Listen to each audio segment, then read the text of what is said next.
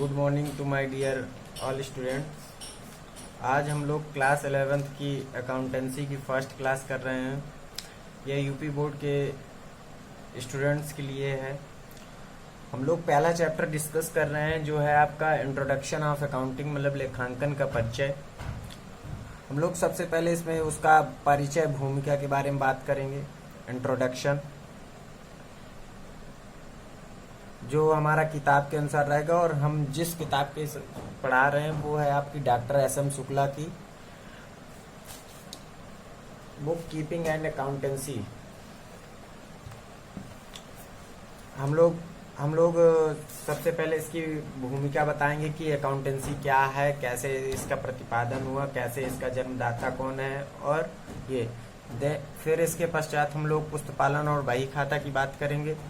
फिर इसके बाद हम लोग पुस्तपालन की विशेषताएं, फिर इसके बाद लेखाकर्म तथा उसका अर्थ, लेखांकन का अर्थ, फिर पुस्तपालन तथा लेखांकन में अंतर, फिर पुस्तपालन एवं लेखाकर्म के उद्देश्य। मैं आपको बता दूं कि आप लोग मेरा वीडियो देखने से पहले सबसे पहले आप मेरी पीडीएफ नोट्स को अपने कॉपी में नोट डाउन करें। फिर उसके पश्चात आप सामने वीडियो को प्ले करके और बुक नोट्स को सामने रख के फिर वीडियो देखें। आपको इससे ज़्यादा से ज़्यादा कॉन्सेप्ट में क्लैरिटी आएगी और आपको बहुत अच्छे से समझ में आएगा। और मैं आपको बता दूं कि हम जो वीडियो लेक्चर अपने यूट्यूब चैनल पे अपलोड कर रहे हैं, उस चैनल को आप सब्सक्राइब कर लें। हम लोग free of cost class 11th and 12th की इन लॉकडाउन पीरियड में आपको फ्री ऑफ कॉस्ट हम लोग मोस्टली सारा सिलेबस कवर्ड करेंगे। एक एक उसका प्रैक्टिकल क्वेश्चन हम लोग सॉल्व करेंगे, और आपका एग्जाम से पहले सारा सिलेबस हम लोग फ्री ऑफ कॉस्ट आपको पढ़ाएंगे पूरा। आप किसी भी इंस्टीट्यूट, किसी भी कोचिंग इंस्टीट्यूट में जाने की जरूरत नहीं। मैं आपको इसी चैनल के माध्यम से आपको बिल्कुल फ्री में पढ़ाऊंगा सारा सब कुछ सिलेबस। मेरा नंबर यही है 8299134606। आप इस पे व्हाट्सअप करें और पीडीएफ नोट्स आप व्हाट्सएप के जरिए मुझसे आप रिसीव कर लें। और आपको किसी भी प्रकार का डाउट्स है तो आप मुझे कॉल कर सकते हैं। हम लोग अभी यूपी बोर्ड के स्टूडेंट के लिए ये क्लासेज स्टार्ट किया है, और बहुत जल्द सीबीएसई बोर्ड का भी हम लोग स्टार्ट कर देंगे। तो हम लोग स्टार्ट करते हैं अभी मतलब लेखांकन, इंट्रोडक्शन ऑफ अकाउंटिंग, लेखांकन का परिचय। पुस्तपालन, बुक कीपिंग एंड अकाउंटेंसी, मतलब पुस्तपालन और लेखांकन का जन्म एवं विकास के बारे में बात करने जा रहे हैं। मतलब पुस्तपालन से तो सबसे पहले हम लोग सीधे बात करते हैं कि पुस्तपालन क्या है, पुस्तपालन का अर्थ क्या है। हम पुराने समय में बहुत ही हम लोगों का जो बाजार था, मतलब लेन देन जो होते थे बहुत ही कम मात्रा में हुआ करते थे। धीरे धीरे इसकी मात्रा बढ़ती गई और लेन देनों को उनको रखने में दिक्कत आने लगी, प्रॉब्लम आने लगी। तब पश्चात हम लोग व्यवसायिक लेन देनों को एक निश्चित नियमों के अनुसार उचित बहियों में रखने की प्रक्रिया को ही पुस्तपालन या बुक कीपिंग कहा गया। आधुनिक समय में पुस्तपालन जो प्रणाली है, इसके जन्मदाता 1494 ईस्वी में लूकस पैसियोली, जो इटली के वेनिस शहर में, ये लूकस पैसियोली जो थे ये गणितज्ञ और दर्शन शास्त्री थे। इन्होंने 1494 में अपनी एक बुक निकाली जिसका नाम था डी कंप्यूटिसेट स्क्रप्चरिस नामक पुस्तक में वेनिस से प्रकाशित की, जिसमें सर्वप्रथम इन्होंने पुस्तपालन प्रणाली के सिद्धांत और नियमों का वर्णन किया है।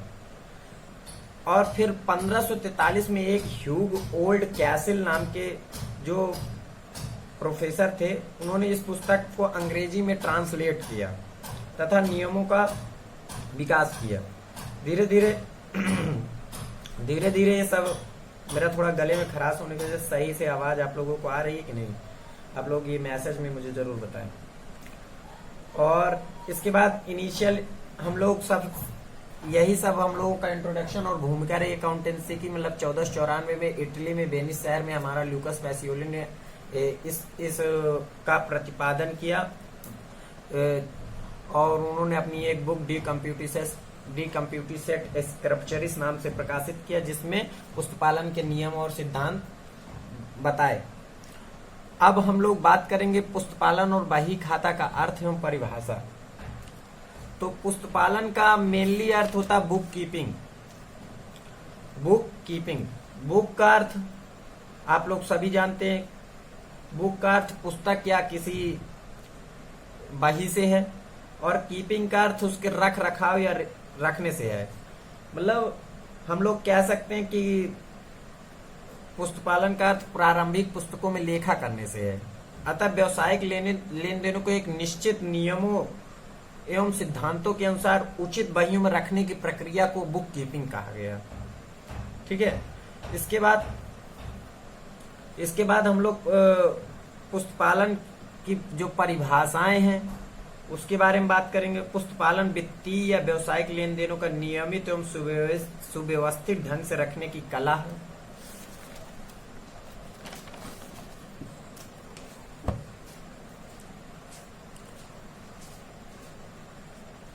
दूसरा क्या है, हम लोग व्यापारिक व्यवहारों को नियत पुस्तकों में लिखने की कला को नाम को ही पुस्तपालन कहा गया।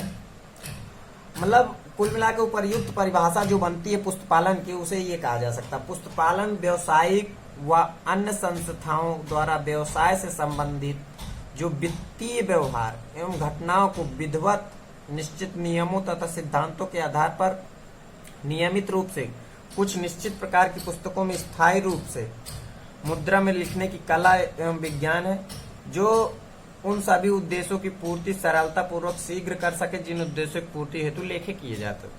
अतः मतलब ये एक तरह से हमारे जो लेन देन होते हैं उनको सुव्यवस्थित ढंग से रखने की कला को ही हम लोग पुस्तपालन कहते हैं। अब हमारा इसकी विशेषताएं, हम लोग अब इसकी विशेषताएं पे बात करेंगे। इसकी विशेषताएं क्या है? पुस्तपालन की विशेषताएं यह कला और विज्ञान है और ये सभी प्रकार के घटनाओं व्यावसायिक लेन देनों का लेखा करता है, चाहे वो नगद हो, चाहे उधार हो, चाहे भविष्य में लेन देन संबंधित हो। और पुस्तपालन का कार्य निश्चित नियमों व सिद्धांतों के आधार पर नियमित क्रमबद्ध शुद्ध स्पष्ट और व्यवस्थित ढंग से निश्चित उद्देश्य से किया जाता है। इसके बाद पुस्तपालन व्यावसायिक लेन देनों की लिखने की प्रारंभिक अवस्था है। इसके बाद इसका मौद्रिक रूप में लेखा किया जाता है और निर्धारित पुस्तकों का प्रयोग किया जाता है और व्यावसायिक लेन देन के आर्थिक परिणामों को पुस्तपालन बहियों से जाना जा सकता है। इस प्रकार इसकी ये कुल मिला के आठ विशेषताएं हैं, 7-8 विशेषताएं हम लोगों ने बताया कि पुस्तपालन कला और विज्ञान है। पुस्तपालन के अंतर्गत निश्चित प्रणाली के अनुसार लेखा होता है। पुस्तपालन वित्तीय व्यवहारों का लेखा करता है। पुस्तपालन निश्चित व नियमों और सिद्धांतों के अनुसार लेखा करता है। इसमें मौद्रिक रूप में लेखा किया जाता है। इस पुस्तपालन की प्रक्रिया में निर्धारित पुस्तकों का प्रयोग किया जाता है। इसका लेखा करने का उद्देश्य हम लोगों का सभी लेन देनों को सुव्यवस्थित ढंग से रखना, क्रमबद्ध स्पष्ट और व्यवस्थित ढंग से निश्चित उद्देश्य के लिए रखना। इसका उपयोग हम मतलब हमारे क्लब, ये सब क्लब हैं, कंपनियां हैं, फर्म है, ये सब करते हैं। अब हम बात करते हैं फर्स्ट स्टेज जो होता है अकाउंटिंग का, लेखांकन। लेखांकन का अर्थ क्या है? अब लोग हम बात करेंगे लेखांकन। मैं आपको दिखा दूं, ये रहा हमारा लेखांकन। लेखांकन का अर्थ क्या है, इसकी परिभाषा क्या है। इसके बाद हम लोग सबसे पहले हम लोग इसे समझ ले, लेखांकन का अर्थ क्या है और परिभाषा क्या है। जो लेखांकन है पुस्तपालन बही खाता का व्यापक रूप है और इसमें सभी मौद्रिक लेन देनों का लेखा करना, वर्गीकरण करना, सारांश लेखन से तथा उनका निष्कर्ष निकालना, विश्लेषण करना, निर्वचन करना। इसका उद्देश्य एक निश्चित अवधि के बाद व्यापार की आर्थिक घटनाओं को संख्यात्मक रूप देकर इन घटनाओं का आधार पर वित्तीय परिणाम की गणना करना होता है। अतः यह व्यापार का अंतिम खाता बनाता है और इसके अंतर्गत बहियों की जांच होती है और फिर उनका विश्लेषण होकर निर्वचन होकर एक निष्कर्ष निकालते हैं, जिससे व्यापार की आर्थिक स्थिति का हम लोगों को पता चलता है। अब बात आती है कि इसकी महत्वपूर्ण सामान्य स्वीकृति की परिभाषा क्या है। तो हम कह सकते हैं लेखांकन उन व्यवहारों एवं घटनाओं से है जो वित्तीय प्रकृति से हैं, प्रभावशाली ढंग से मौद्रिक रूप से लिपिबद्ध करना मतलब लेखा करना, वर्गीकरण करना, संक्षिप्तीकरण करना तथा परिणाम निकालने से है। अर्थात हम लोग अब इसकी महत्वपूर्ण परिभाषाएं जो हैं उनके बारे में समझेंगे, क्या क्या परिभाषाएं हैं। देखिए थोड़ा सा मेरा तेज पढ़ाने को की आदत है, इसलिए मैं थोड़ा सा तेज पढ़ाता हूँ। आप इसको आराम से समझिए। आपको किसी भी प्रकार की प्रॉब्लम है आप मुझे इस नंबर पे व्हाट्सअप करके कभी भी कोई भी डाउट्स हो आप पूछ सकते हैं। ये है मेरा नंबर 8299134606। पुस्तपालन तथा लेखाकर्म या अकाउंटेंसी में डिफरेंस। तो अब हम लोग इसके बारे में बात करेंगे कि बुक कीपिंग और अकाउंटेंसी में क्या डिफरेंस है। तो पहला अंतर, इसका अर्थ हम लोग समझेंगे। पुस्तपालन के अंतर्गत व्यावसायिक सौदों को प्रारंभिक हिसाब किताब की पुस्तकों में नियमबद्ध ढंग से लिखने को ही पुस्तपालन कहा गया। और दूसरा लेखांकन। लेखांकन के अंतर्गत पुस्तपालन से प्राप्त सूचनाओं का विश्लेषण करके वित्तीय स्थिति ज्ञात की जाती है। अब प्रारंभ, हम लोगों का दूसरा डिफरेंस है प्रारंभ। इसका प्रारंभ लेखाकर्म से पहले मतलब लेखांकन से पहले इसका कार्य होता है प्रारंभ। और इसके अंतर्गत लेखांकन का प्रारंभ पुस्तपालन का कार्य मतलब जब बुक कीपिंग का कार्य सारा समाप्त हो जाता है तो इसके बाद लेखांकन का कार्य शुरू होता है।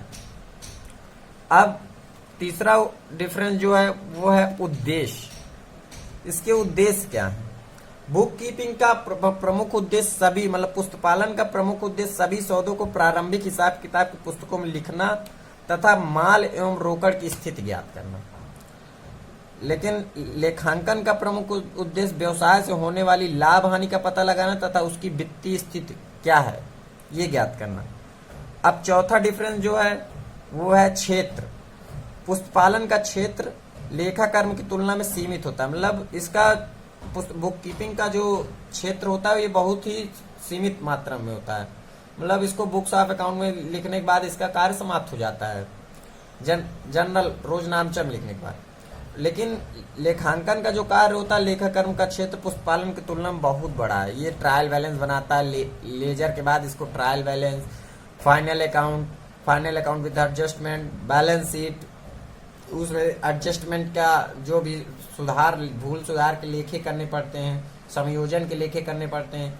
इन लेखों करने के बाद एक निष्कर्ष निकालना पड़ता है ये, और जांच करनी पड़ती है कि सब कुछ सही तरीके से लिखा हो। ये सब कार्य लेखांकन के अंतर्गत आते हैं। पांचवा डिफरेंस क्या है, अवधि। यह डेली बेसिस पे बुक कीपिंग की अवधि ये दैनिक लेन देनों का लेखा, इसकी एक अवधि एक दिन में ही होती है। मतलब डेली बेसिस पे इसका लेखा किया जाता है। लेकिन लेखांकन इसकी अवधि 1 वर्ष की होती है, क्योंकि किसी व्यवसायिक संस्था का लाभ हानि खाता एवं आर्थिक चिट्ठा वर्ष के अंत में ही तैयार किया जाता है। मतलब यह वर्ष पूरे साल ये प्रक्रिया चलती रहती है लगातार। इसका एक साल के अंत में जैसे हम लोगों का फाइनेंशियल ईयर 1 अप्रैल से 31 मार्च चलता है। इसी अवधि इसकी 1 साल की ही होती है, क्योंकि जब हमारा फाइनेंशियल ईयर 1 अप्रैल से स्टार्ट होता है और 31 मार्च को खत्म होता है। और हमारा कैलेंडर ईयर जो होता है वो 1 जनवरी से स्टार्ट होता है, 31 दिसंबर को समाप्त होता है। मोस्टली जितनी कंपनियां और फर्म है वो हमारा फाइनेंशियल ईयर फॉलो करती हैं, जो है 1 अप्रैल से 31 मार्च। और 31 मार्च को अपने व्यापार के लाभ हानि खाता व आर्थिक चिट्ठा के माध्यम से व्यापार की आर्थिक स्थिति बताते हैं। अब हम लोगों का छठा डिफरेंस जो है वो है निर्भरता। मतलब बुक कीपिंग पुस्तपालन लेखांकन पर निर्भर नहीं होता, ये अपना इसका अलग सब कुछ होता है। लेकिन जो लेखांकन होता है वो पूर्णतः बुक कीपिंग या पुस्तपालन के कार्य पर ही निर्भर होता है, क्योंकि जो उसे वहां से रोज नामचे में लिखा हुआ मिलेगा उसी का वो विश्लेषण करता है, निष्कर्ष निकालता है उसी के अंतर्गत। अब उत्तरदायित्व, उत्तरदायित्व तो क्या है? पुस्तपालन लेखांकन के कार्य के लिए उत्तरदायी नहीं होता, लेकिन लेखांकन पूर्णतः पुस्तपालन के लिए उत्तरदायी होता है। अब 8वां पॉइंट है संयोजन के लेखे। पुस्तपालन के अंतर्गत संयोजन के लेखे शामिल नहीं किए जाते हैं, क्योंकि इसका काल रोजनामचा और खाता बही में प्रविष्टि करने के पास समाप्त हो जाता है और फिर उसके बाद लेखांकन का कार्य प्रारंभ होता है। अब लेखांकन इसमें संयोजन के लेखे किए जाते हैं। संयोजन के लेखे क्या होते हैं? जो मतलब वर्ष के अंत में या जिनका लेखा बुक्स में ना हुआ हो उनका लेखा करना, यही सब संयोजन के लेखे कहलाते हैं। अब नवा जो है वो यंत्रीकरण। पुस्तपालन में यंत्रों का प्रयोग किया जाने लगा है, लेकिन लेखांकन कार्य में यंत्रों का प्रयोग नहीं किया जा सकता। अब 10वां योग्यता। इसमें विशेष योग्यता की आवश्यकता नहीं होती, क्योंकि ये एक क्लरिकल वर्क होता है, लिपिकी कार्य होता है, क्योंकि जनरल लेखा रोज नामचा में लिख देना और उसको खाता बही में प्रविष्टि दे देना, इसके बाद इसका कार्य समाप्त हो जाता है। इसमें किसी प्रकार की विशेष योग्यता की आवश्यकता नहीं होती है। और लेकिन लेखांकन के कार्य के लिए इस विशेष योग्यता की आवश्यकता पड़ती है। इसके लिए चार्टेड अकाउंटेंट होते हैं। हमारा एक institute of Indian chartered accountant of institute ICAI institute of chartered accountant of India है। मैं खुद आपका एक सीए का अप्रेंटिस, मैं सीए इंटर ग्रुप 2 का स्टूडेंट हूँ। मैंने सीए फाउंडेशन क्लियर किया हुआ है। फर्स्ट अटेम्प्ट में मैंने सीए इंटरमीडिएट या अभी तक IPCC था उसका फर्स्ट ग्रुप क्लियर किया हुआ है, और सेकंड ग्रुप का मैं अपना आगे स्टडी कर रहा हूँ। और आप लोगों को आज मैं इंटरमीडिएट पढ़ा रहा हूँ। मैं यहाँ चित्रकूट से ही हूँ। मेरा नाम रजनीश शुक्ला है और मैं CIC में ही पढ़ा हुआ हूँ। चित्रकूट इंटर कॉलेज हमारे यहाँ का बहुत ही फेमस कॉलेज है। यहाँ से कॉमर्स का स्टूडेंट रहा हूँ। 2014 में मैंने हाई स्कूल किया, 2016 में मैंने इंटरमीडिएट पास आउट किया। अब आज हम लोग क्लास 1.2 की बात करने जा रहे हैं।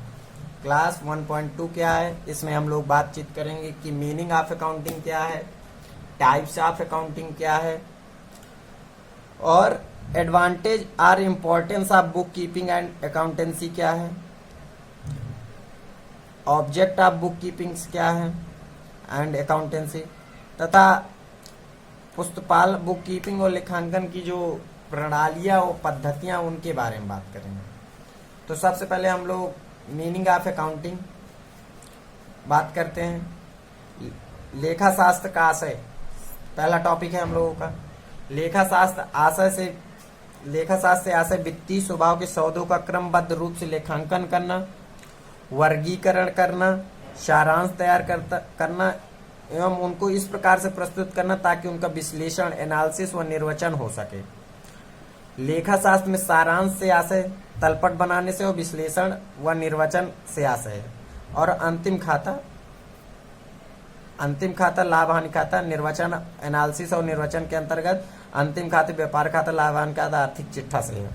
अतः हम लोग कह सकते हैं कि लेखा शास्त्र से आशय वित्तीय स्वभाव के सौदों को क्रमबद्ध रूप से लेखांकन करना, वर्गीकरण करना, सारांश और उनको इस प्रकार से प्रस्तुत करें ताकि वर्ष के अंत में एनालिसिस और विश्लेषण करके कि वर्ष के अंत में व्यापार की सुव्यवस्थित रिजल्ट दे सके कि व्यापार के अंतर्गत कितना लाभ हुआ, हानि हुई और व्यापार की स्थिति क्या है। यही सब मीनिंग ऑफ अकाउंटिंग के अंतर्गत लेखा शास्त्र का आशय है। हम लोग एक प्रोसेस जो अकाउंटिंग प्रोसेस है उसके अंतर्गत इस सारी प्रक्रिया को समझेंगे, जो अभी चार्ट के माध्यम से मैंने आगे प्रस्तुत किया हुआ, जो अब हम लोग स्टार्ट कर रहे हैं। अकाउंटिंग प्रोसेस, सबसे पहले हम लोग आइडेंटिफाई करते हैं। जैसे अभी आपको बताया कि वित्तीय, ये हम लोगों ने यहाँ पे पढ़ा, वित्तीय स्वभाव के सौदों का क्रमबद्ध रूप से लेखा करना। वर्गीकरण करना, सारांश तैयार करना तथा उनको इस प्रकार से प्रस्तुत करें ताकि उनका विश्लेषण, एनालिसिस और निर्वचन हो सके, जिससे हम लोगों को एक रिजल्ट प्राप्त हो कि व्यापार की स्थिति क्या है। वही हम लोग इस चार्ट में हम बात करने वाले हैं कि सबसे पहले हम वित्तीय स्वभाव के लेन देनों की पहचान करते हैं, सबसे पहली प्रक्रिया है हमारी। फिर उसके बाद उनका लेखा करते हैं, रिकॉर्डिंग ऑफ बिजनेस ट्रांजेक्शन। फिर उनका वर्गीकरण करते हैं खातों में, मतलब क्रय खाता अलग, परचेज अकाउंट अलग, सेल्स अकाउंट अलग, डेटर्स अकाउंट अलग, क्रेडिटर मतलब देनदार का अकाउंट अलग, लेनदार के अकाउंट अलग, उनके ट्रांजेक्शन को अलग अलग उनके खातों में ट्रांसफर करते हैं। फिर उनको समराइज करते हैं, जो ट्रायल बैलेंस आता है। फिर उनका एनालिसिस व इंटरप्रिटेशन, विश्लेषण व गणितीय शुद्धता के बारे में उनके कोई जो सुधार करने वो सब। इसके पश्चात हम लोगों को एक रिजल्ट प्राप्त होता है। यही सब हम लोगों का मीनिंग ऑफ अकाउंटिंग को एक चार्ट के माध्यम से अच्छी तरह से हम लोग समझ रहे हैं कि मतलब हम लोगों को पहले आइडेंटिफाई करना, फिर रिकॉर्डिंग करना, फिर क्लासिफाइंग करना, फिर समराइजिंग करना, फिर एनालिसिस एंड इंटरप्रिटेशन करना, फिर रिजल्ट। अब हम लोग अकाउंटिंग साइकिल, हम लोग अब अगला जो पढ़ने वाले हैं वो है ये रहा, अकाउंटिंग प्रोसेस, अकाउंटिंग साइकिल और वित्तीय लेखांकन के उपयोगकर्ता, यूजर्स ऑफ फाइनेंशियल अकाउंटिंग। तो हम सबसे पहले यूजर्स, किसी भी व्यापार को स्टार्ट करने के लिए हम लोगों को इन उपयोगकर्ताओं की जरूरत पड़ती है। अब ये उपयोगकर्ता कौन कौन से हैं, हम लोग सबसे पहले ये चौथा टॉपिक डिस्कस कर रहे हैं कि उपयोगकर्ता, वित्तीय लेखांकन सूचनाओं के उपयोगकर्ता। इंटरनल यूजर्स होते हैं, आंतरिक उपयोगकर्ता। एक्सटर्नल यूजर्स होते हैं, बाह्य उपयोगकर्ता। इंटरनल यूजर्स कौन कौन होते हैं, व्यापार का स्वामी, जो व्यापार को स्थापित करता है, उसमें पूंजी लगाता है और उसके सभी प्रकार के लाभ हानि वहन करने की क्षमता रखता है। दूसरा प्रबंधक, जो उसका मैनेजमेंट देखता है, उसमें सभी कार्यों को। तीसरा उसके कर्मचारी, ये इंटरनल यूजर होते हैं, आंतरिक उपयोगकर्ता। दूसरा क्या है, बाह्य उपयोगकर्ता। बाह्य उपयोगकर्ता क्या कौन कौन होते हैं, लेनदार, जिससे हम लोग परचेज करते हैं, जो व्यापार को माल बेचता है। दूसरा ऋणदाता, जो व्यापार में पूंजी लगाने के लिए ऋण देता है। तीसरा इन्वेस्टर, जो बिजनेस में इन्वेस्ट करते हैं, बाहरी व्यक्ति। कर प्राधिकारी, वित्तीय सलाहकार, ये सब बाहरी होते हैं, मतलब इनका व्यापार से इनका अलग होता है अस्तित्व, ये व्यापार के से बाहरी व्यक्ति कहलाते हैं एक तरह से। सरकार, अनुसंधान करता, स्थानीय समुदाय, ये सभी बाह्य उपयोगकर्ता होते हैं और ये आंतरिक उपयोगकर्ता होते हैं। अब हम लोग सेकेंड टॉपिक समझेंगे, क्योंकि ये सारे अलग अलग हैं। अगर इनको एक मैं अपने हिसाब से आपको समझाऊंगा जो सब आपको आसानी से समझ में आ जाए और आप लोग लेखांकन का परिचय पूरी अच्छी तरह से, क्योंकि आप लोगों का बेस अगर अच्छे से तैयार हो गया तो आगे जो न्यूमेरिकल पोर्शन आना है उसमें आप लोगों को बहुत आसानी आ जाएगी, आप बहुत आसानी से सारा सब कुछ समझने लगेंगे। और ये लीजिए, अब हम लोग लेखांकन प्रक्रिया की बात करें। हम लोग सबसे पहले व्यवसायिक जो लेन देन होते हैं उनकी पहचान करते हैं, आइडेंटिफाई ऑफ बिजनेस ट्रांजेक्शन। कैसे पहचान करते हैं, डॉक्यूमेंट्स और वाउचर के से। इसके लिए हमें डॉक्यूमेंट्स और वाउचर की जरूरत पड़ती है। फिर इसके बाद हम लोग उनका रिकॉर्डिंग ऑफ बिजनेस ट्रांजेक्शन करते हैं। हम लोग रिकॉर्डिंग कहाँ करते हैं, रोज नामचर जनरल में। जनरल को हम रोकड़ बही और उसकी सहायक बही है, मतलब purchase account, sales account, creditor, debtor, यही सब ये सहायक बहियां हो गई, ठीक है। फिर इसके बाद हम लोग उनका क्लासिफिकेशन ऑफ बिजनेस ट्रांजेक्शन, व्यवहारिक व्यवहारों का वर्गीकरण, हम लोग फिर वर्गीकरण करते हैं खाता बही में, सभी खातों में। फिर इसके बाद समराइजेशन ऑफ बिजनेस ट्रांजेक्शन, हम लोग तलपट के माध्यम से उन लोगों का व्यवहार संक्षिप्तीकरण करते हैं। फिर हम लोग analysis and interpretation of business transaction, व्यवसायिक संव्यवहारों का विश्लेषण और निर्वचन करते हैं। उसके बाद हम लोग एक रिजल्ट पे पहुंचते हैं। उद्देश्य, हाँ, इन सब का उद्देश्य होता है कि जो रिजल्ट निकले उससे हम लोग प्रबंधकीय निर्णय ले सकें। यही सारी प्रक्रिया हम लोगों का अकाउंटिंग प्रोसेस कहलाती है। हम लोगों का टॉपिक है अकाउंटिंग प्रोसेस। ये सारी प्रक्रिया जो अभी हमने आपको समझाई, ये सारा प्रक्रिया हम लोगों का अकाउंटिंग प्रोसेस। इसके बाद हम लोग बात करेंगे accounting steps of accounting process, मतलब लेखांकन प्रक्रिया के चरण क्या है। हम लोग चरण पे बात करेंगे। चरण क्या क्या है अकाउंटिंग प्रोसेस के, जिसको मैं आपको समझाऊंगा। एक बिजनेस होता है, व्यापार में लेन देन होते हैं। सबसे पहले लेन देन होते हैं, मतलब हम लोगों को लेखांकन प्रक्रिया करने के लिए विभिन्न चरणों से होकर गुजरना पड़ता है। इन लेन देनों का लेखा क्या आवश्यक होता है, लेखा करना। लेखा करना, ठीक है, क्या लेखा करना आवश्यक है, ठीक है। ये हमारा क्वेश्चन मार्क हो गया। यदि हाँ, यदि आपका है हाँ जवाब, तो हम लोग उसमें चेक करेंगे कि इसका धनराशि में माप किया जा सकता है।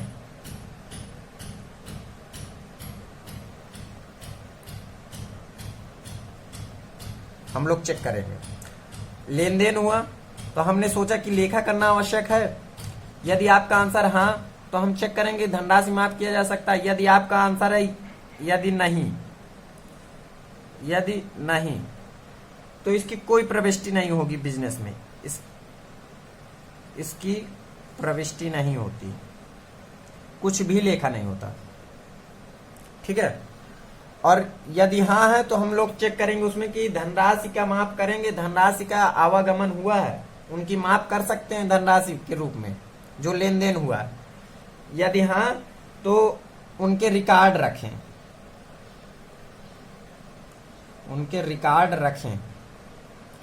तथा उनका वर्गीकरण करें। वर्गीकरण करने के बाद उनका सारांश तैयार करें।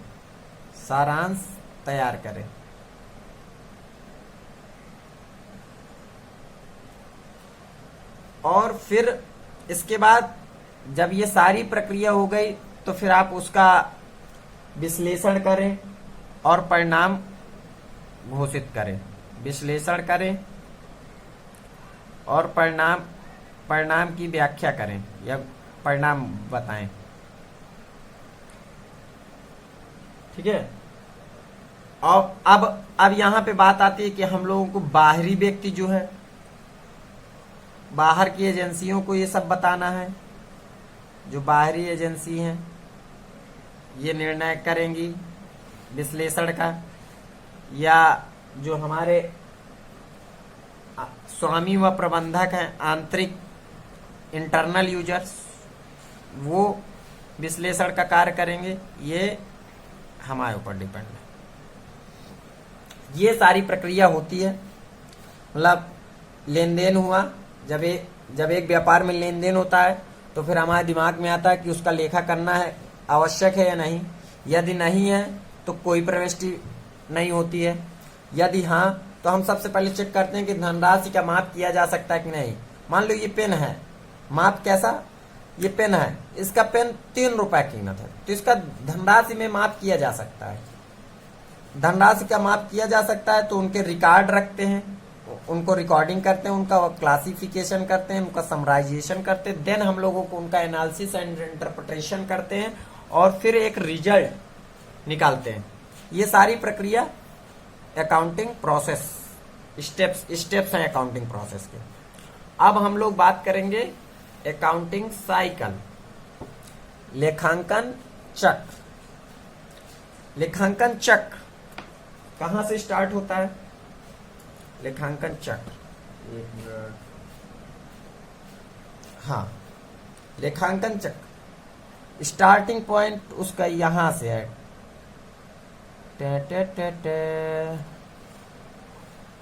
यहां से लेन देन से। जब बिजनेस में लेन देन स्टार्ट होते हैं तो लेन देन हो जाने के पश्चात हम लोग उनको जनरल में लिखते हैं, ठीक है। इसके बाद हम लोग उनको खाता बही में ट्रांसफर करते हैं। उनको अलग अलग खातों में, जैसे क्रय का खाता अलग होता है, विक्रय का खाता अलग होता है, देनदार का खाता अलग होता है, लेनदार का खाता अलग होता है। इन सभी खातों में अलग अलग जो उनके लेन देन होते हैं उसी प्रकार उनको उनके खातों में ट्रांसफर करते हैं। फिर हम लोग ट्रायल बैलेंस बनाते हैं। ट्रायल बैलेंस उनकी गणितीय शुद्धता की जांच करता है। फिर हम लोग ट्रायल बैलेंस के बाद व्यापारी खाता बनाते हैं। व्यापारी खाता, ट्रेडिंग अकाउंट, फिर लाभ हानि खाता, पीएनएल अकाउंट, फिर इसके बाद आर्थिक चिट्ठा, जो हम लोगों का मेन उद्देश्य होता है व्यापार की आर्थिक स्थिति को ज्ञात करना।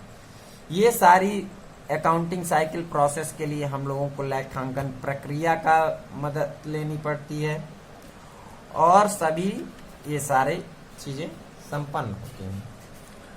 अतः मैं इन सब जितना भी हम लोगों ने आज पढ़ा है इसका पीडीएफ नोट्स, अभी हम लोगों का जो जो टॉपिक छूटा हुआ है, जैसे हम लोगों का ये various type of accounting, book keeping on accountancy के ऑब्जेक्ट,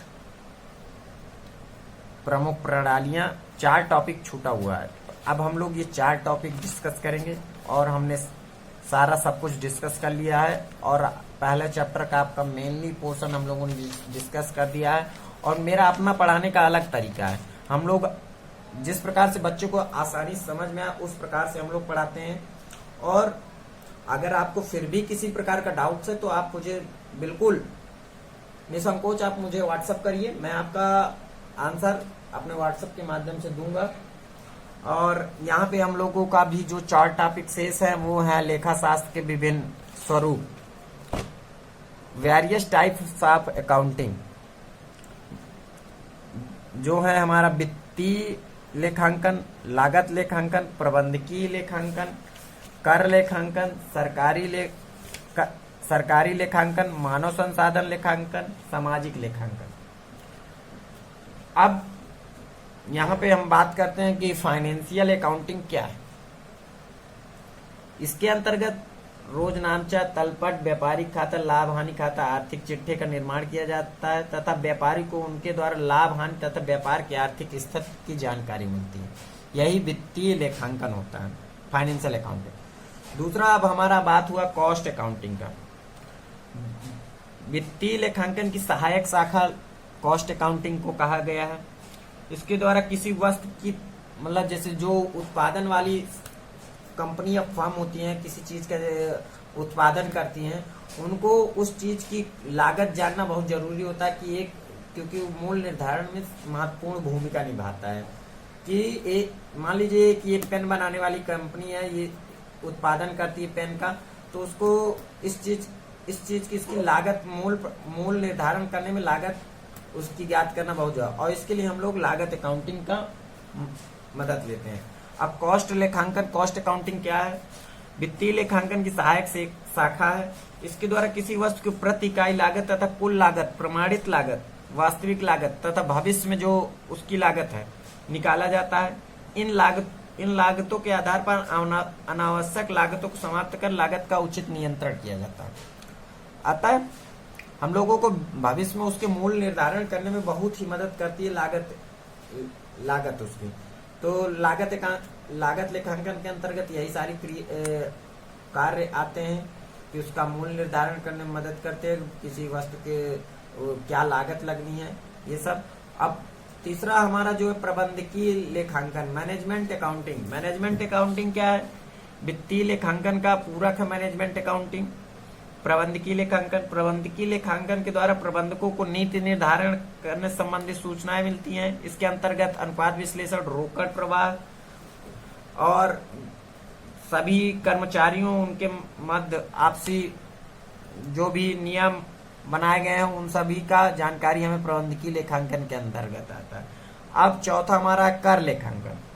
कर लेखांकन एक व्यापार होता है, उसमें जो भी लाभ हानि होता है उसके अंतर्गत हमें एक कर के रूप में कुछ धनराशि सरकार के कोष में जमा करनी होती है आता है। उसके निर्धारण करने के लिए हम लोगों को कर लेखांकन टैक्स अकाउंटिंग की जरूरत पड़ती है। अब हम लोग गवर्नमेंट अकाउंटिंग सरकारी लेखांकन, जो केंद्र सरकार, राज्य सरकार व स्थानीय निकाय द्वारा जो लेखे किए जाते हैं उसको सरकारी लेखांकन कहा जाता है। अब हम लोगों का अगला टॉपिक है मानव संसाधन लेखांकन। मानव संसाधन लेखांकन क्या है? मानव संसाधन लेखांकन पे हम लोग किसी मानव के उसके अधिकार जो होते हैं उन अधिकारों के बारे में बातचीत करते हैं। मानव ने क्या योगदान दिया है और उसको क्या उसके बदले में बेनिफिट हुआ, इन सभी बातों के लिए मानव संसाधन ह्यूमन रिसोर्स अकाउंटिंग की जरूरत पड़ती है। अतः हम इन सभी बातों को मानव संसाधन लेखांकन के अंतर्गत लेते हैं। अब सोशल अकाउंटिंग। सोशल अकाउंटिंग क्या है? संपूर्ण समाज के जो आर्थिक लेन देन होते हैं या आर्थिक क्रियाएं होती हैं उन सभी के बारे में जो कार्य किए जाते हैं या उन सभी के बारे में जो जानकारी ली जाती है उसी को हम लोग सोशल अकाउंटिंग के अंतर्गत लेते हैं। अब हम लोगों का अगला टॉपिक जो है वह है पुस्तपालन तथा लेखांकन के लाभ व महत्व, जिसे हम अगली क्लास में डिस्कस करेंगे। और पुस्तपालन व लेखांकन के उद्देश्य या तथा और अगला टॉपिक ये 3 टॉपिक हम लोगों के अभी बचे जा रहे हैं। इसमें जो पहला चैप्टर हमारा है लेखांकन का परिचय, इसमें 3 टॉपिक बचे हुए हैं जिनको हम अगली क्लास में 3 टॉपिक कंप्लीट करवाने के बाद हम लोग एक रिवीजन भी क्लास करेंगे, जिसमें हम लोग जितना जो कुछ पढ़े हैं उसको फिर से एक बार रिवाइज करेंगे और फिर से अच्छे समझ। प्लीज आप इस जितना भी अभी आज इस वीडियो के माध्यम से आपने पढ़ा है आप मुझसे पीडीएफ नोट्स के लिए मेरे नंबर पे व्हाट्सअप करिएगा और मैं आपको पीडीएफ नोट्स प्रोवाइड करूंगा। आप मेरे चैनल को सब्सक्राइब करिए, लाइक करिए और वीडियो को ज्यादा से ज्यादा शेयर करिए। Thank you so much.